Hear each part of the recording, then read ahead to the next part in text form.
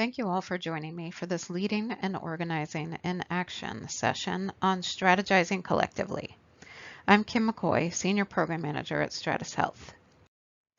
Our objectives for today are to understand why collective strategizing and decision-making matter, to learn the fundamentals of strategizing, and to learn how to lead a collective decision-making process. In this session, we will again talk about how the people in our coalition can generate the power we need for change through collective strategizing and decision-making. To keep stakeholders motivated and engaged, everyone must see collective strategizing and decision-making as legitimate and necessary. As we have learned in previous sessions, the purpose of a coalition is to build strength and power by engaging the right people with the right resources to work towards a shared purpose and goal that are defined and clarified as a group, not determined by one person or organization. One member put it this way: "We didn't know what direction the coalition needed to take, except to reduce readmission rates among the dual eligible population. We wanted the coalition to decide." One risk or barrier that coalitions face is dominance by an individual, organization, or small group of the whole coalition. To overcome dominance by some participants and to align actions between stakeholders, actors from different stakeholder groups can conduct high-quality deliberation together as part of a collective strategizing process. Using this methodology, strategies are developed, tested for viability through on-the-ground actions, and consensus and public commitment for decisions are built.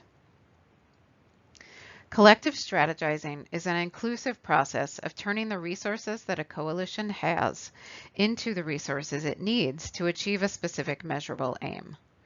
Collective strategizing includes setting and committing to an aim.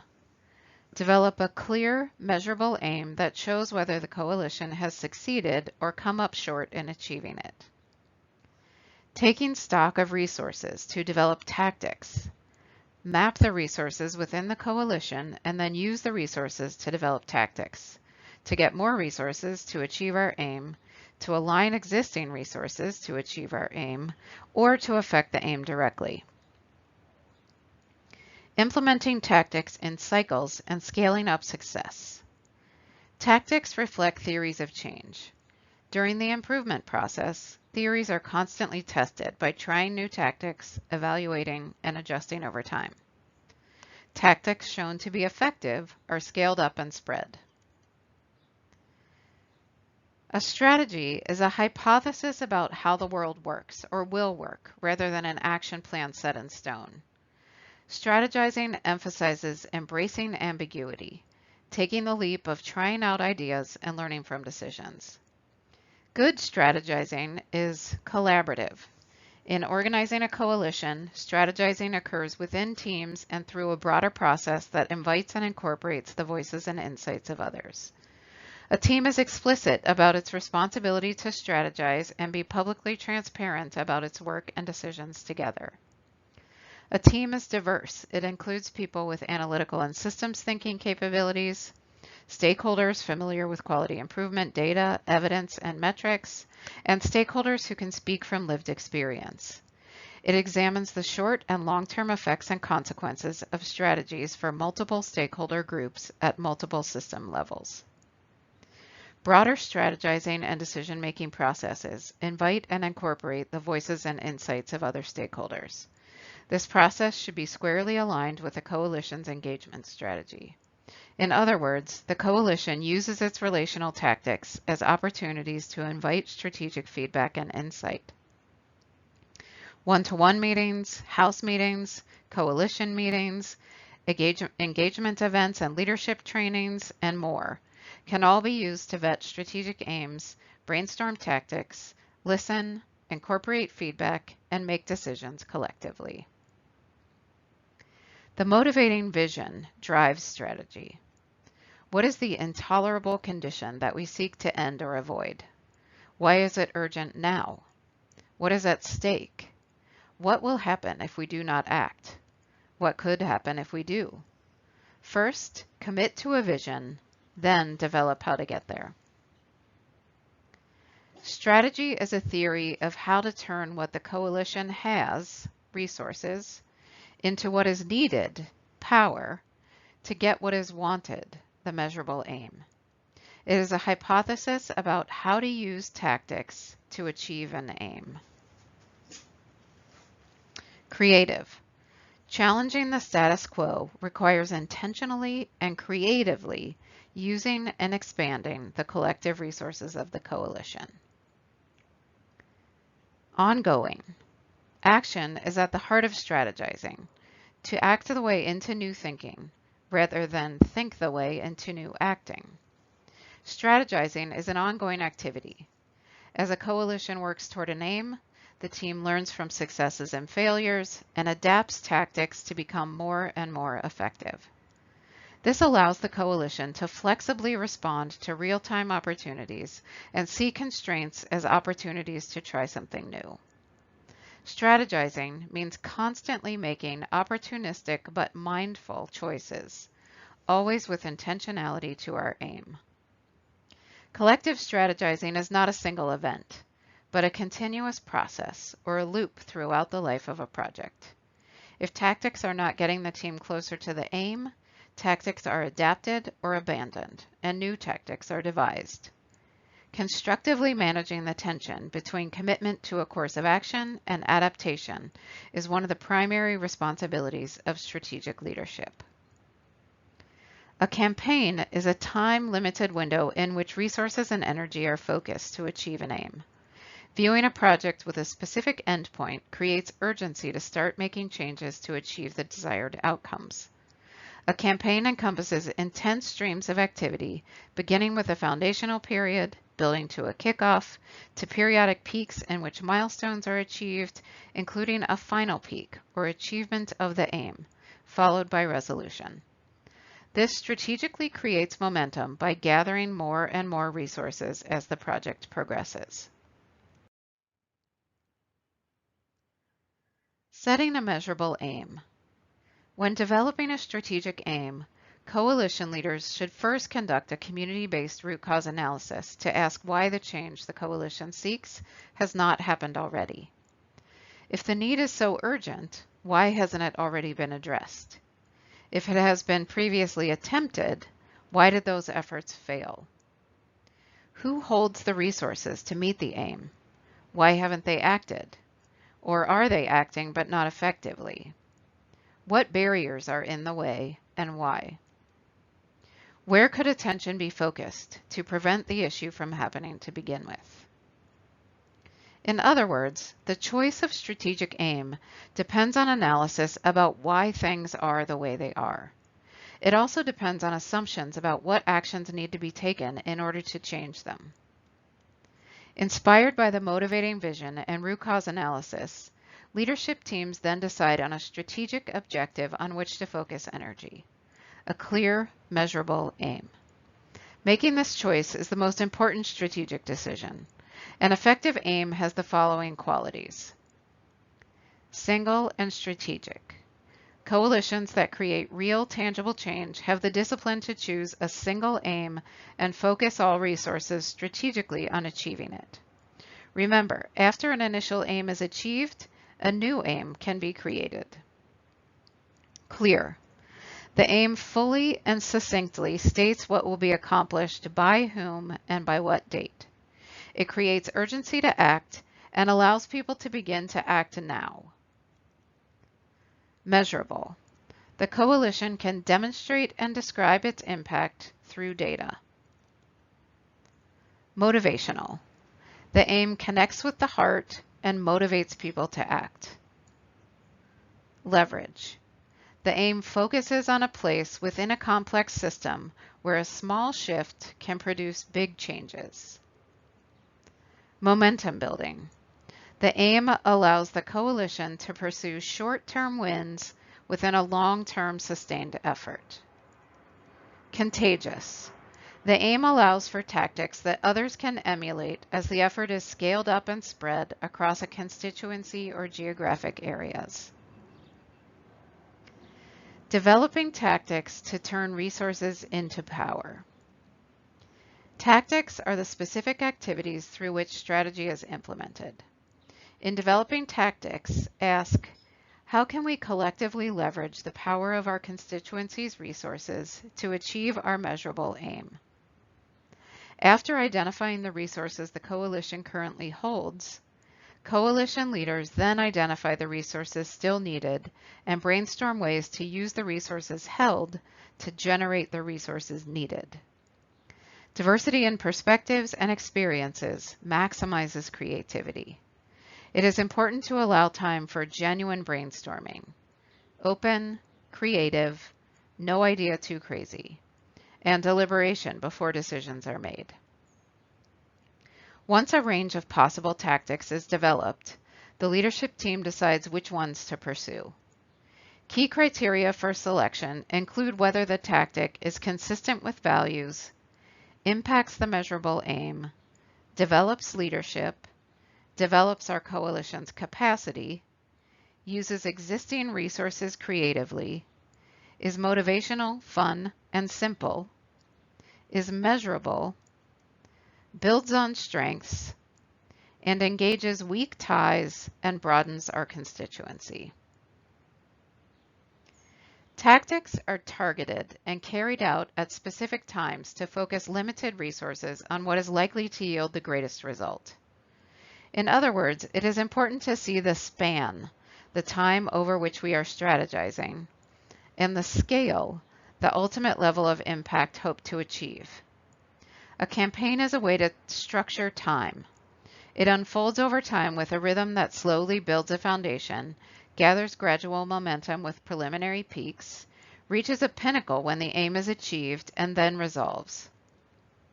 The organizing framework asks, what are the dates and benchmarks? How will implementation of tactics be timed to add up to the measurable aim? How will efforts be constructed to build capacity and develop new leaders over time? In organizing, coalitions often begin with fewer resources than needed to achieve an aim. Increasing capacity, people, money, and skills, is critical for success. Therefore, most efforts devote an initial chunk of time to recruiting enough volunteers to create a critical mass to move forward. This activity builds momentum. Like a snowball enlarging, each success contributes resources and capacity, which makes the next step more achievable. Leaders identify milestones for when enough resources and capacity have been gained and enough power has been accumulated to undertake activities that could not be carried out before. Reaching a threshold that gives new capacity is a peak. A peak is not simply a milestone on a strategic plan. It is a peak because it is a threshold that is crossed as a result of mobilizing the many resources to achieve it. It is an unsustainable peak of effort. Once the peak is crossed, efforts can relax briefly to evaluate and then deploy new resources to reach our next peak. An organizing strategy is built around a series of peaks, culminating in a final peak when the aim has been achieved. These efforts are not one-off events, but iterative processes in which each tactic or peak is used to build capacity and test the theory of change. Each peak should have a measurable goal that launches the coalition forward toward the next peak. This helps coalition leaders know tactics are succeeding or failing and allows real-time adjustments based on observable data. An organizing sentence is created to encapsulate the full strategy in a clear and concise way. The organizing sentence captures who is doing the organizing, what measurable aim will be achieved, the tactics that will be used to achieve the aim, the motivating vision, and the timeline. To avoid unseen or informal decision-making, collective decision-making practices should be explicit and developed in conjunction with strategizing activities. The way that decision-making is approached demonstrates values. To what extent is the process transparent, in which people are heard and valued and a collective choice is made? It is the role of coalition leaders to help move everyone through the stages of collective decision-making. Identify a goal for the collective decision-making process. It may be to brainstorm and decide on tactics to take forth to achieve our coalition's aim, or it may be to decide the aim itself. Communicate the goal clearly to everyone involved at the outset. Identify selection criteria. Criteria are how teams decide whether an idea meets collective expectations. A criterion refers to something we value, like safety, cost efficiency, and equity. Having shared criteria is what allows decision-making to be a collaborative process. Instead of people digging their heels in and arguing the virtues of their own preferences, every idea can be assessed against what we have all agreed is important. Generate ideas. This process uses the rules of brainstorming by focusing on two things: generating ideas and capturing them for later processing. Focus on opening up as much as possible and create a long list of ideas. Be creative, think differently, throw wild or seemingly impossible ideas out on the table. Ask, what would this look like in a perfect world with no limits or barriers? Allow each team member to contribute at least one idea. Do not ignore members or allow some members to dominate the conversation. Do not evaluate or criticize any ideas. Do not start thinking about how something could work or why it won't work. There will be time to evaluate later. Evaluate ideas. From the ideas generated, which ones have real promise? Which are the group collectively really excited about? This step whittles down the large pool of ideas through a collaborative process of using the decision criteria together. The team tests and scores each idea against the established set of shared criteria to select those that best fit the criteria. Using the established criteria helps the team avoid polarization, where one subgroup or passionate individual advocates for or against particular ideas for reasons not among the group's criteria. Despite this framework, the group may still enter into debate. Group members may disagree about how well particular ideas fit within the established criteria. To address this issue, try these two approaches. While you evaluate, do not lose sight of creativity. As you go, continue to adjust ideas to help them meet more criteria. If you find the group is really attracted to a particular idea that does not score well against the criteria, ask, is there some hidden criterion here that is important that we missed? It's critical to get hidden criterion on the table so that they are used to assess every idea. Decide. This step refers to reaching a collective agreement about the best option. Once each idea has been assessed against the criteria, there will often be some options that can clearly come off the list and others that have potential.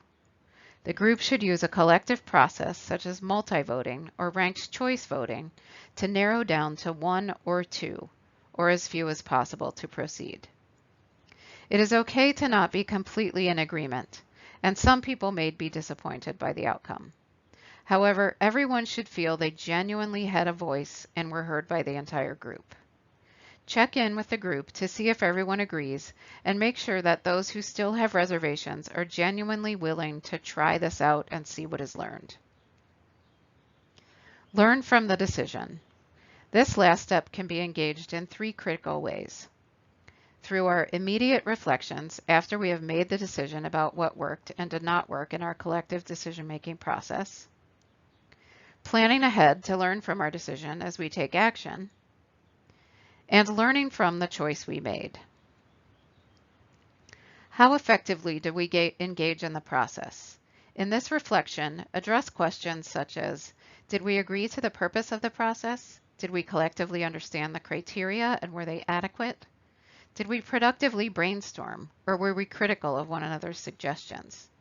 Did we evaluate alternatives in an honest but respectful way? Was it a close vote? And if so, how did that make us feel? How can we enable ourselves collectively to accept the group's decision and move forward? Before beginning to act on the decision, plan ahead. What kinds of feedback, information, and data can be evaluated as implementation begins? Alertness, learning from what happens, and being flexible and responsive are the cornerstones of great strategizing. Learn from the results. Once implemented, there may be unpredicted consequences and other forms of feedback about whether it was a good decision. Feedback received is a learning opportunity and allows better, more informed decisions in the future.